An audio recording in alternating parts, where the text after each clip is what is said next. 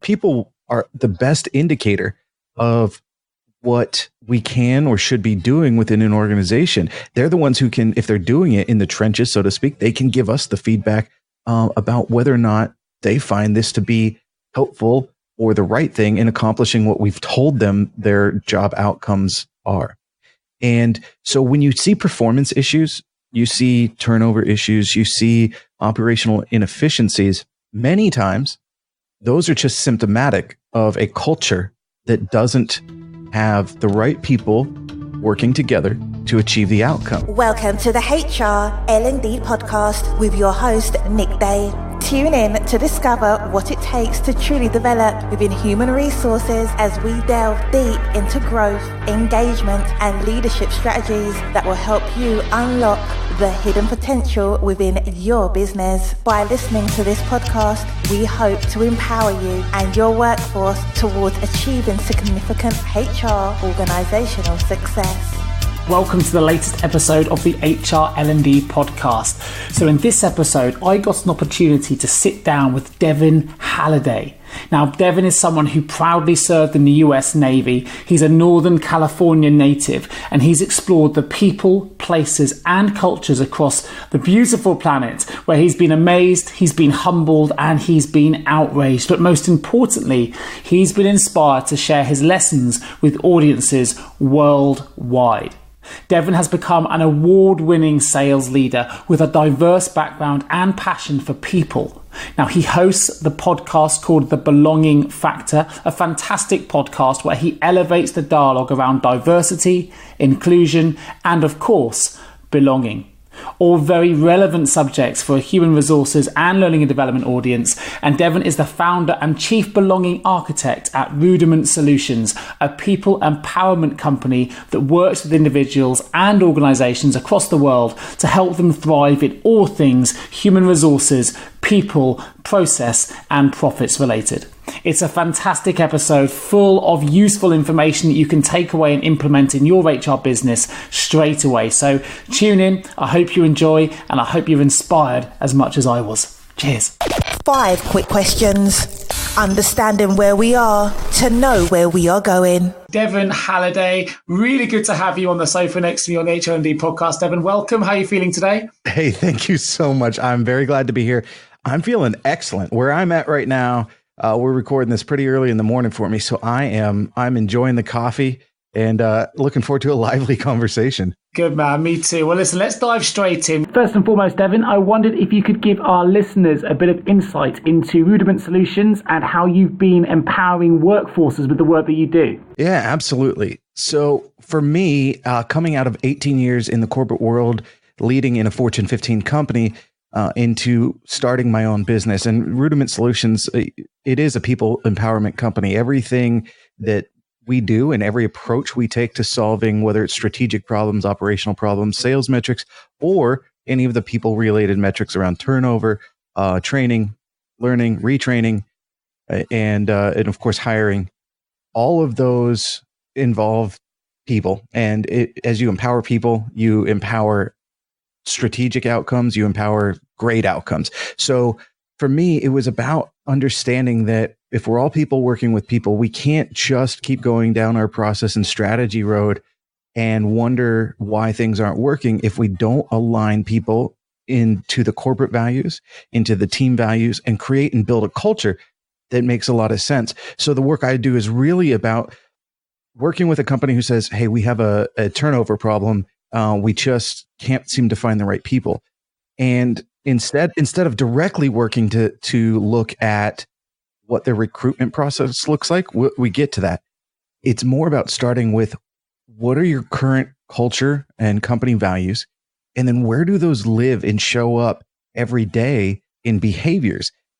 And so that's the fun part of the work, is really going to the root or the rudiment of the issue, rather than just addressing symptoms. Oftentimes turnover is a symptom of something bigger to solve. And that's what we do. Fantastic. And it's really clear that you're someone very passionate about, making sure people feel like they do belong at work. But why do you think, and we're going to discuss this in a little bit more detail when we talk about your book later on, but why in particular do you think belonging should be a real priority for HR departments at the moment? So the sense of belonging really embodies this idea that there's trust, that there's aligned values, that there's collaboration, that there's a good diverse, both, in your typical views of diversity, whether it's gender, ethnicity, disability, maybe veteran status, but also that cognitive or intellectual diversity, right? So when you have a sense of belonging, you have these things happening within your organization that empower people to take risk, to be innovative, to be willing to fail, to be willing to go against the grain, to come up with a new, better, or different idea, or at least have the confidence to voice it. Because now you're talking about an environment where people are showing up literally 1.5 times more productive, just on average, than they were before. But when you start to look at that across the organizational level, you have 3.5 more times showing up at their full potential when it comes to innovation. And don't trust me, this is an Ernst & Young study. They did the details and the dirty work to find these answers. But when you have that sense of belonging, you start to see things like stress reduction. You start to see things like energy go up, like commitment, collaboration, and innovation go up. So that's why solving at the root, or solving at belonging and culture, is so powerful, because also you now don't just retain your best employees with a culture like this, but they're advocates for you. They're recruiters for you. They're bringing like-minded, similar people to your organization as potential employees. Sure. And as an HR recruiter, this is something that we come across very regularly, and retention is a real hot topic for businesses. And when they come to us, they want us to find candidates that are culturally aligned to the values that they have as a business as well. And actually, it's very clear that one of the best ways to improve retention is actually to ensure that when you recruit from the outset, you're recruiting people that are aligned with your cultural values and your cultural behaviors. Now, this is something you talk about quite a lot in your book. You say that, sometimes a lot of the businesses out there will have values written on a wall. They'll have big meetings where they decide what their values should be and what their culture should be, but actually in reality they're not aligned. They're not necessarily living those cultures or those values in a real place environment. So I wonder if you could just talk to me a little bit more about this, really. So alluding back to what I said earlier, what I really mean by this is all businesses understand the importance of having a defined internal values or culture credo statement. And they tend to live in very visible places to help make sure that all employees are aware of what this value proposition is that the company says it has internally as its code of ethics, so to speak. What many of these value statements fall short of is defining what it looks like to live those values. It's a lot of what they are, but not how they exist within each role, job function, job title, or job description. What the important part is then is where we can stop falling short is in an organization, particularly if you are maybe an HR business partner, HR manager within an organization that has many employees. Like, one of the first things that I would be thinking in your role is, let me evaluate what we say our culture is, what we say we believe in and have as values across all the job functions that I'm directly responsible for helping support, and kind of go by job title. What would this job title do behaviorally for each of those bullet points or each of those sentences within our value statement? And so what would it look like? And then that way you can work back better with supervisors and managers on helping them build and create a set of actions that brings people together, creates a culture cohesiveness, creates a culture add that then every single employee has a very clear definition of not only what their responsibilities are from what shows up on, a stack ranking or KPI sheet, but also what those things are that fulfill both the human need to feel appreciated and like a contributor, and then the business need of delivering exceptional outcomes. Because truly, the work I do is about delivering exceptional outcomes through making sure that your foundation is strong. Because we can have the best processes and best strategies in the world, but if we don't have people engaged, interested, or valued, then they're not going to deliver their best to maximize those outcomes. Sure, that makes absolute sense. And actually, I've been recruiting now for 17 years, and we often get job specs for a variety of roles. And often the values within those job specs will just be very generic bullet points that don't necessarily mean an awful lot, because it's very rare that a job spec will contextualize why those values are important to the specific role that we're recruiting for. And I can absolutely see why, as a recruiter, it's imperative that we try to understand more about how values fit into the overall requirements of the role, so that we can then obviously better recruit more aligned candidates. With that in mind, how would you recommend a company went about ascertaining its values? Yeah, so it starts oftentimes in my work. What I find is there's a great set of identified values, and there's a big picture or very macro view of what the impact of those values are socially, economically, organizationally, in the community. Right? It's typically well understood. Now, less often, I find that there's just a big disconnect, that it was a generic set of integrity, honesty, forthright, some of these just kind of generic phrasing. Less often I find that. And so what I would say is, if you're in the first boat where you have a pretty well crafted understanding of what it means to have good corporate values internally and how those reflect, in the work, then the most important piece, and this is the tip that I'll give, it's literally the first thing I do when I walk into any organization and we're trying to solve any problem, is I go back to looking at values, and I ask about what the advantage is to employees to follow those values. And then I ask the second question, what does it look like? So this is the part I already shared. I won't necessarily go through all the details again, but again, for any leader, any support personnel in a HR role, to go through and examine, do these values truly fully align, number one, with what it is that who we believe we are? And then number two, can every single employee understand within their role what specific behaviors or actions they need to do to uphold and support those values? And then, of course, why that's important, both to them and to their work output or the organization. So that's kind of the first group who already has this idea, but isn't really seeing it exists throughout every single person in the organization.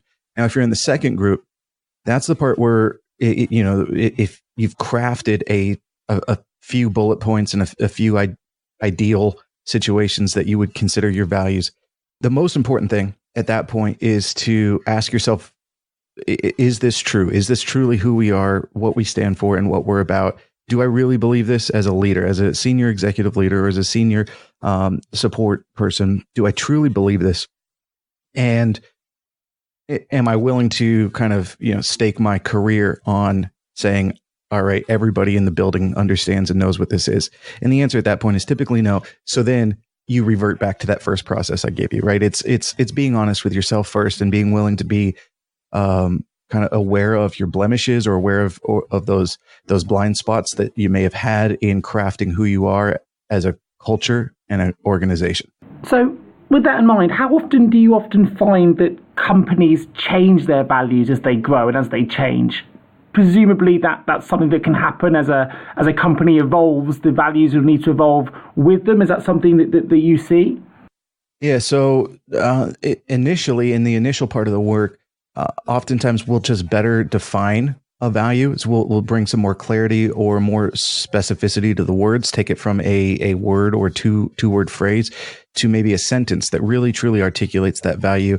And sometimes even scratch something because the organization truly isn't capable maybe of being involved in the community as a value in the way that they envision. It's a little bit more down the road, right? So we set that as a future planning in adding that value. And, maybe they just don't have the resources currently to be able to do that. So that's the first part. Now, to answer the second part of your question, here's the cool part, all right? Everything changes in organizations. We all know this, right? Whether it's personnel, it's process, sometimes it's product or service offering, and certainly the way we approach our market and the way we approach prospective employees. Most organizations do not consistently update their values. And so when I'm working with an organization, we always look at the planning of what their next 5 years or sometimes 10 years, that's a little further to look out unless you're already an established, very large organization. But we look at what are those things that we are progressively working towards in our outcomes, the business outcomes, right? growing, scaling, new markets, international movement, etc. And so then we start to kind of plan out what those milestone markers should be to indicate, hey, it's time for us to reevaluate our values. So I advocate for at least an annual review by the executive team, and potentially even involving a board where necessary to evaluate that, but also always tying it to who do we see ourselves as in the marketplace, and then making sure that everything internally supports that. Sure. That's a really fantastic response. Thanks for that, Devin. So in your book, The Belonging Factor, How Great Brands and Great Leaders Inspire Loyalty, Build Community and Grow Profits, you talk about 5 shared characteristics of the greatest brands and the most successful leaders. I wondered if you could share those characteristics with our listeners now. So please take notes if you are listening to this, of course, but so that they can hopefully sort of start to adopt some of those characteristics within their own businesses. Yeah. So with the book, for anybody who reads it, or actually anybody who just wants to go get a set of tools, I offer a free digital toolkit that you can get at book.belongingfactor.com. And it has a wealth of free tools and resources that can help from anywhere from leadership training activities to team involvement activities, sample agendas, worksheets, and other supported activity, as well as some really cool like media resources to just be able to kind of work up. But what I would tell you specifically, let me just answer the 5 characteristics that I've identified as aligning between brands and leaders. And the reason brands and leaders is kind of weird, right? A lot of folks initially, when they hear that, say, well, okay, you're talking about an organizational, outcome, and you're talking about an individual person outcome or set of behaviors. How can they align? Organizations are nameless, faceless, right? So I, in my research, really, I operated from a point of view and perspective that a brand is attracting, interfacing with, and affecting people. And a leader is, if you're doing it well, attracting, but also interfacing with and affecting and leading people. So if we're talking about people working with people, and a brand is just a collective of the people who, develop it. So we're talking about people working with people, then where is there an overlap in the part that an organization can add into its functions that is seamless for all parts of people working with people? Here's the 5 things. Number 1, be authentic, model what's expected, be great at self-analyzation, be transparent, but really, truly be authentic and show that, right? That's number 1. And again, brands and leaders. Number 2, empower others, champion others, give ownership, give a voice, advocate, provide support, right? So it's about empowering others, whether it's empowering your customer or prospective customer through the service or product you offer. And then again, internally, empowering those for which you are tasked to work with or lead. Number 3, be absolutely maniacal about how you align values within your organization. So that starts with defining what those roles, behaviors, expectations look like. And then, of course, making sure that you're inspecting those and that you're constantly articulating the vision, not just the action. So there's that full circle kind of what and why. And then you really get into the nuts and bolts of how. The 4th piece, and this is the one that seems most intuitive, but that's to foster a sense of collaboration or community, building people who are working together, coming together, whether it's socially, in the case of maybe a brand, or whether it's in a way as a team where they understand each other, they're able to be human. They can kind of bring those connections offline, whether that's, getting together early before a team meeting or whatever it looks like, but that there's that true connection to others. And then the last one, the 5th one, is to remember that perspective matters, and a great way to have a huge advantage in any space is to have a diverse mix of perspectives in your team, in your meetings. And so it's not about diversity always from a gender ethnicity side. It's very much about that cognitive or intellectual diversity, right? So you start measuring what matters. You start encouraging constructive dissent. You start bringing people into the dialogue and conversation that are actually culture adds to your team, not just culture fits. And I guess one of the things that I hear a lot when I do work with particularly recruiters is the company is looking for a candidate who's a culture fit. And so my question really to organizations when I work with them is, are you trying to fit people into your existing culture? If so, you're talking about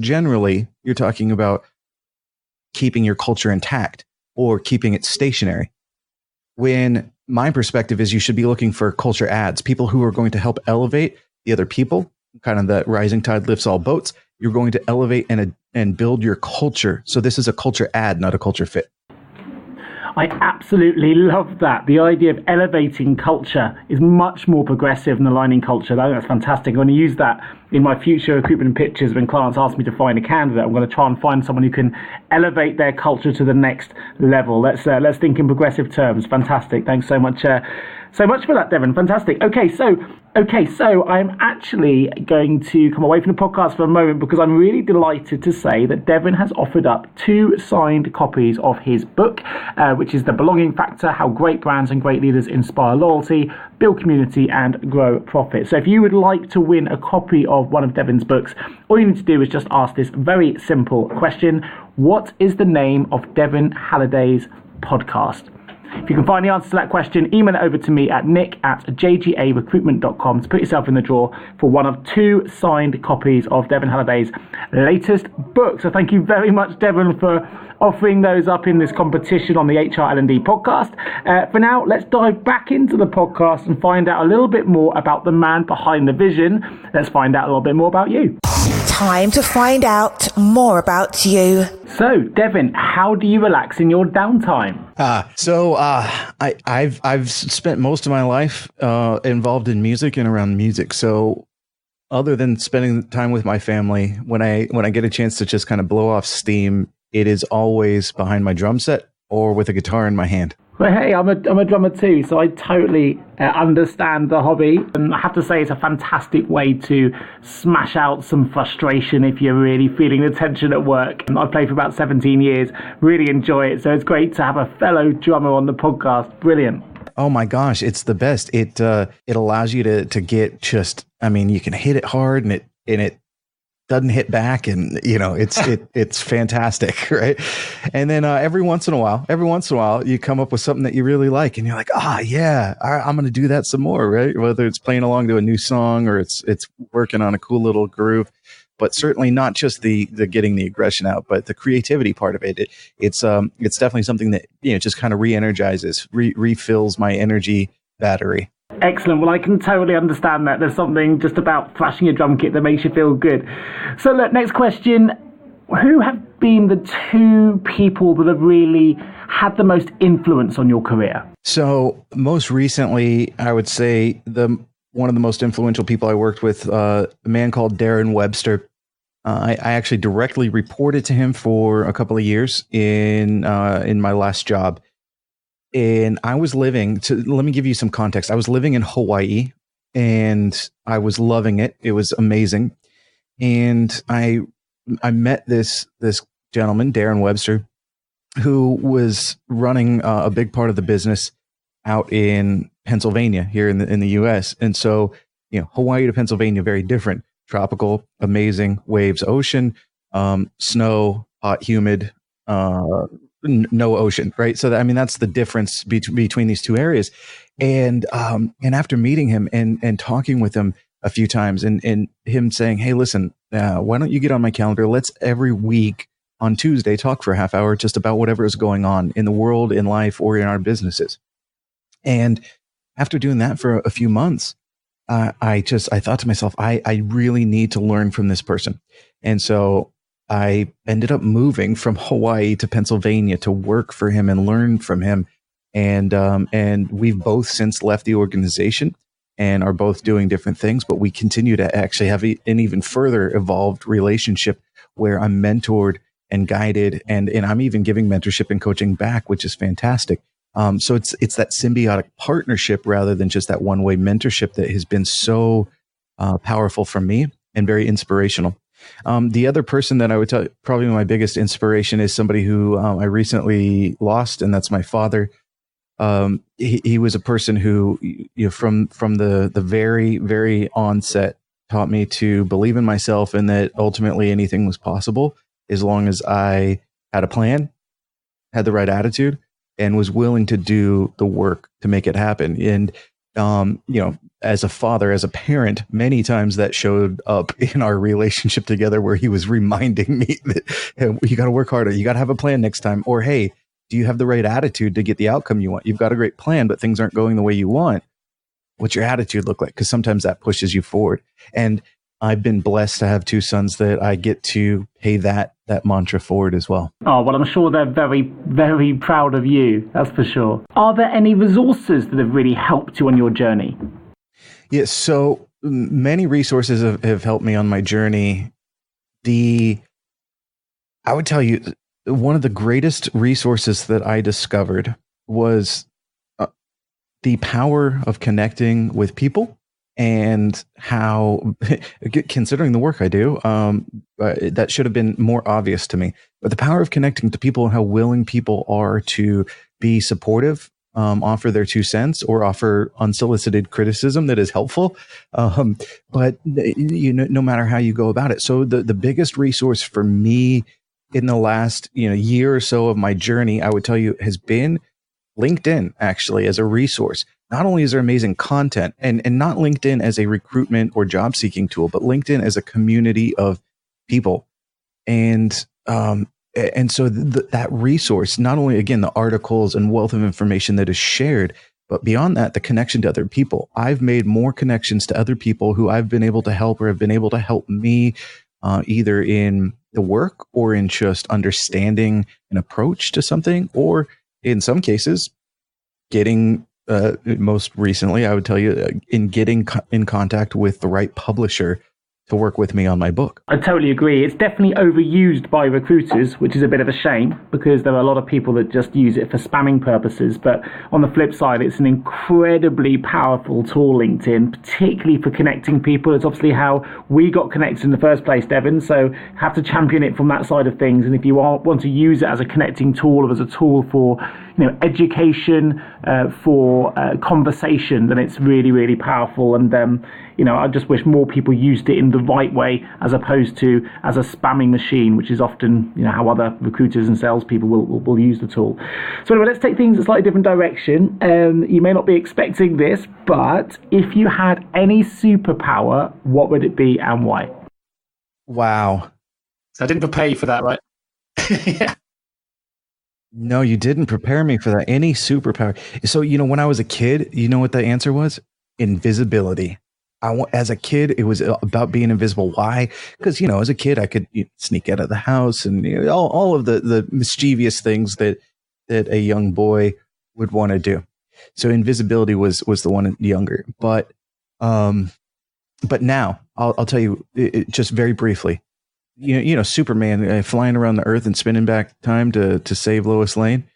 I think it would be the ability to maybe, I don't know if it's time travel or to just manipulate time. That's what it would be. Manipulate time. I love that question. You just never quite know what you're going to get. And I'm always surprised and excited by the answers that people provide. Sometimes people go really silly and say things like they want to shoot ice from their hands. And then you get the thoughtful groups that, really think about how they could use a superpower to benefit others. And you've kind of given an answer between the two that covers both. So fantastic. Thanks for that. Well, listen, we've got one more question before we jump into part 2, where we're going to find out a lot more about your book. So last question is, if you could invite 3 people to a dinner party, who would they be and why?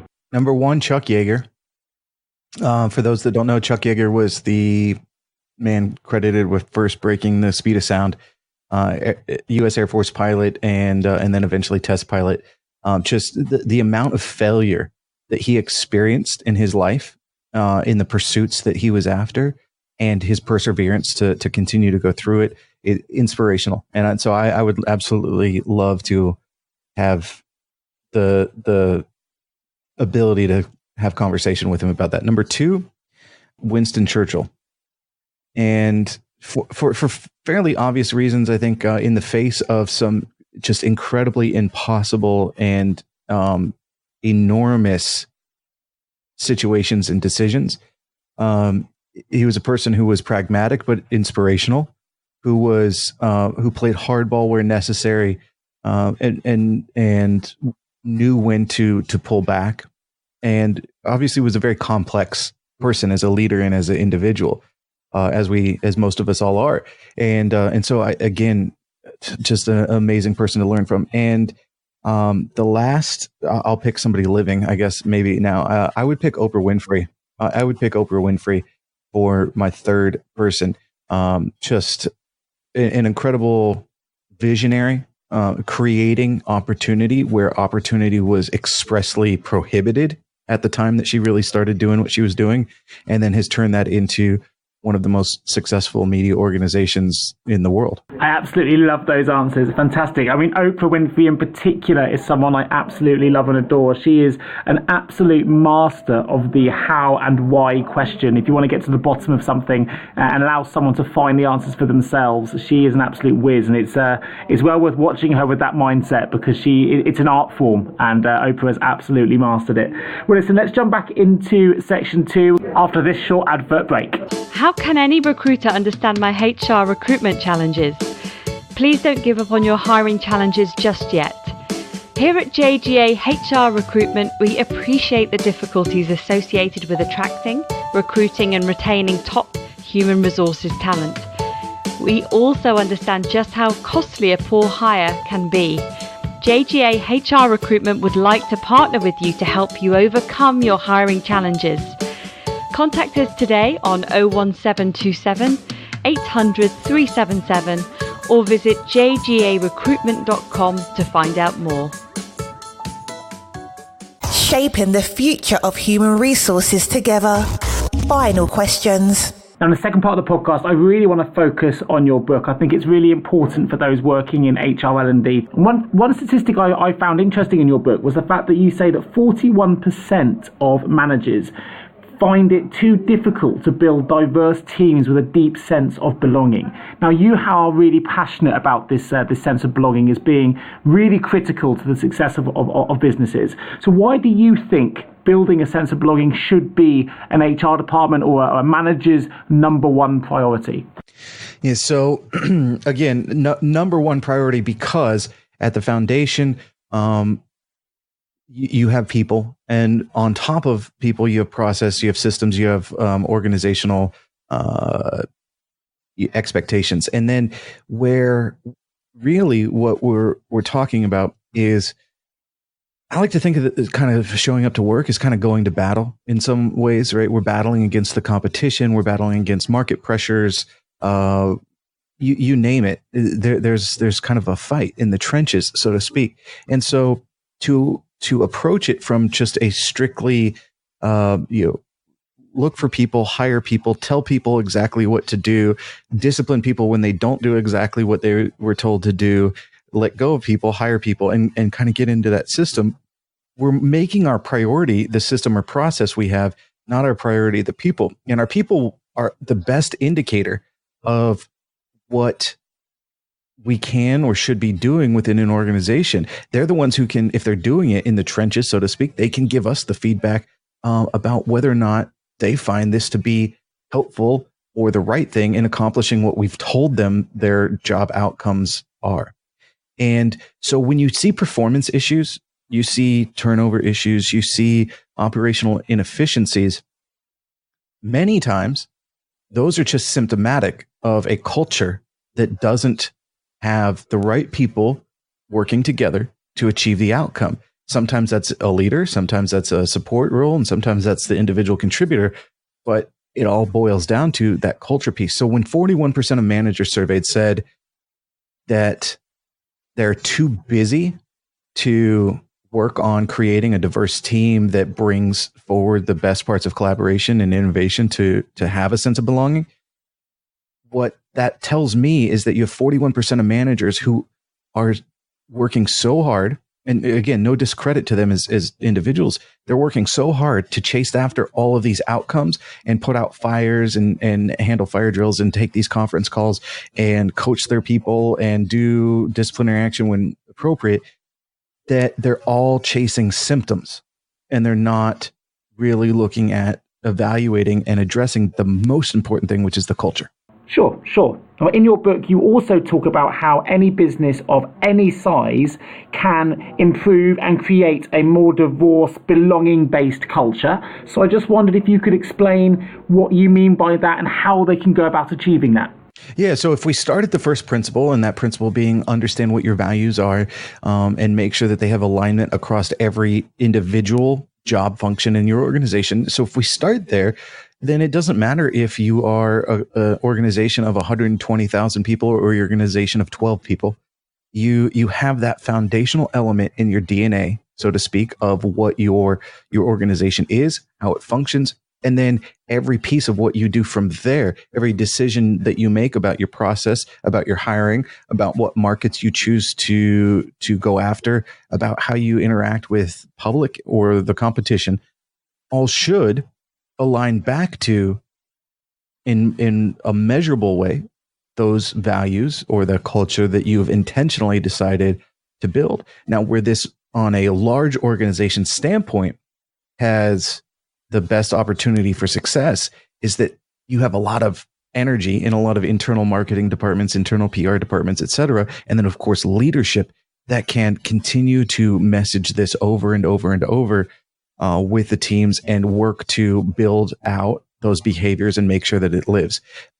On the flip side, though, in a large organization, you have so many layers and so many moving parts that it can get sometimes lost. And there can be assumption that, yep, we're good. We're doing it. I just did a training on it last week. I just, talked about it in my meeting this morning.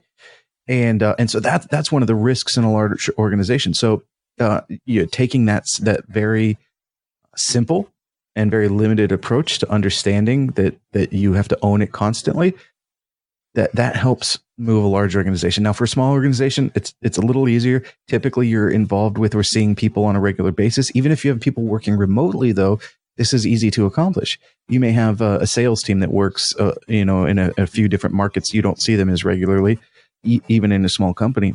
It works just as good, though, by having that foundational alignment set up and established to begin with, and then making sure that it's a constant reinforcement through actions and behaviors, not just words. Sure. And actually, we touched upon some of those aspects in the first part of the podcast.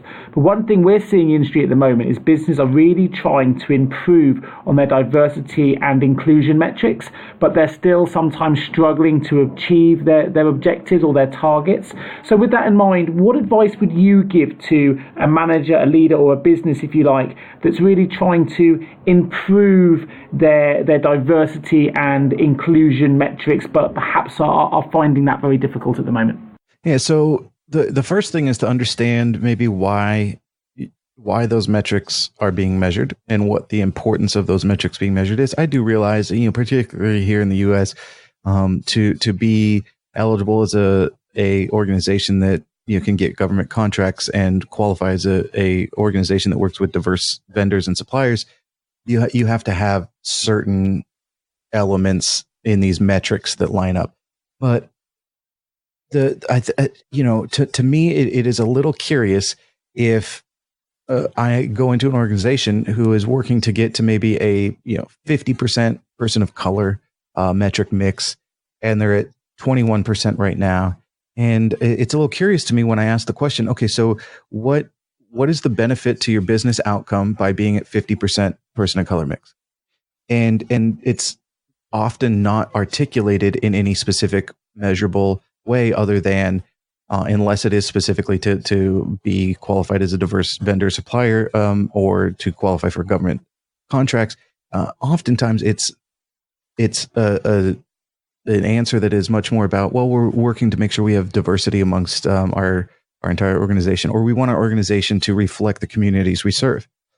And those are all great kind of macro unmeasurable views. So for me, the thing I could tell you to help with achieving those goals is, number one, understand why the goal is important truly. Like what are the business outcomes?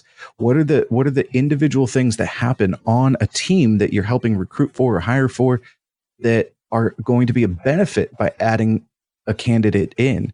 And once you define that, you probably get a better direction or sense of where you may be able to move your recruiting efforts. where you may be able to start to look a little differently than you've been looking before, because you're not just now looking for, say, a person of color, but you know what? The reality is a veteran or a person with disability who brings in all these things that the culture add and has all the skills necessary to elevate this team in that job set, that may be fine too. And so, yeah, maybe I'm a little off on this metric, but what am I doing to add diversity? Number one, of especially cognitive diversity, but number two, I'm actually helping support a business outcome, not just a top line metric. Sure. Fantastic. Excellent. So one thing I thought was interesting in your book is you talk a lot about brands building not just loyalty, but belonging with their customers. And with brands constantly competing for customer attention and ultimately sales, why do you think a brand should focus on building belonging with its customers rather than just loyalty? Yeah, great question. So I wrote about this pretty extensively in a chapter in the book talking about SJC Drums, which you read a review from their co-founder about the book, and very nice of him. I'm critical of some of the stuff that they do there, but what I'm not in any way critical of, in fact, what I'm inspired constantly by, is how they interface with their customers. So loyalty means that somebody is currently yours, whether it's in contract or it's by, choice every time. They're currently yours. They're currently voting and giving, their money to you. But loyalty can shift, can change if somebody has a better offer, or if, more commonly, a person is aggrieved in some way by an interaction they had with your business, right? A sense of belonging is different. Loyalty just means, hey, yep, that's my person, or that's my organization that I do business with. Belonging as a customer with a brand means you feel a part of the brand. You feel like there's a personal alignment of values between you and the brand. You feel like that there's a community that you're a part of. So SJC Drums, by the way, what they do, they're a small custom drum manufacturing shop based in Massachusetts in the United States, but they have grown over 19 years now to this global brand. They still do custom work, but they also have a few other products in their line. And it's a multi-million-dollar brand that was grown out of a basement, basically. And so from the get-go, what Mike and his brother Scott have done in the organization is remember that person who they are connecting with and potentially selling their drums to, it's a person who has a lot of interests, who has a lot of things that are about them that aren't just about drums. So they celebrate and share every single person who buys drums from them, their birthday or what their band is doing, or a record that their band put out. They create a community. They don't call them customers, they call them family members. So every single person gets a welcome when they join the family or essentially buy the product. And then what's happened organically is all of these family members connect with each other on social media, offline. They create events all centered around their love of this company. This isn't created by the company. This is created by users or customers. They create events and they rally, to each other and support each other. And so that piece right there is that part where once a person feels like, oh my gosh, I belong here. This is my family. This is my tribe. No longer, if they are aggrieved, do they just immediately go somewhere else? If they're aggrieved, they express it and they share it and they give you an opportunity to correct that, which in the world of business is invaluable, because candidly, most customers just don't give us a chance to correct when we make a mistake. Sure. Now, love it. So you're absolutely building advocates within your brand and authenticity at the same time, which is really, really powerful, really, really great stuff. Makes total sense to me. Now, in your book, Belonging Factor, you're also very candid about something you call your privilege. And it's quite rare that someone shares something in a book that's actually that vulnerable. And you leave yourself quite vulnerable in the book. So why did you devote an entire chapter to that topic? So I came to realize. So I'm a Caucasian male and cisgender, so straight white male. I'm the thing that right now is kind of in the world of Me Too and the world that we kind of live in at the moment, particularly here in the U.S. I'm I'm the hey, you've been in charge for a long time and we're going to take you down kind of, guy, right? Most boards and CEOs, in fact, Forbes magazine just got in a bunch of trouble because they put out a list of their 100 most inspirational CEOs and it had like one woman on it. Right. So there's a, it's not a stigma. It's a reality that we have this makeup of senior leadership in politics and business, and influence and power in life of people like me. Well, I was raised in a pretty liberal home in a community in California that was very diverse ethnically. I wasn't raised seeing a different skin color, a different gender, or a disability as a difference that somehow made us not like each other. In fact, I wasn't even really raised to see these things as differences, just like as other people. So as I got into the world where, the reality is that is not how it always exists. What I really came to understand was that I thought that I worked really hard and I earned every promotion and every opportunity I got. And I did work hard, and I wasn't asserting my privilege, but there was likely privilege asserted to me, just in the fact that I was able to get a meeting or get an interview or get something that maybe a female or person of color didn't get. And not because of anything I did or not because of anything that person did, but because of a bias somebody else might have had, even if they weren't aware of their bias, right? So I devoted this chapter to understanding that there are unconscious biases and there are confirmation biases, and things we've learned in our past or experienced in our past will inform our present. And so whether it's unintentional, like an unconscious bias, or even sometimes that confirmation bias where we just see a bunch of other people who look like us. So then we feel, hey, cool, good. That confirms that I belong in this space. Those things started to really come up more and more and more in my life. And what I really understood after I got out of the Navy, the U.S. Navy, and got into some of my roles in work, I really started to see that, okay, this is something that I need to be aware of because it's something that is being given to me. And so I need to start to become an ally. And I mentioned the Navy. There's probably one short story that I'll tell. Prior to going to the Navy, I was in a kind of a pre-Navy training program, like Boy Scouts for the Navy. And so that automatically kind of put me to a potential leadership role in boot camp. And so the recruit instructors saw that I had this experience. They made me the recruit in charge of all of the guys in the boot camp. And what was interesting is, I went through my time. I attributed that obviously to my hard work and the fact that I was a Sea Cadet.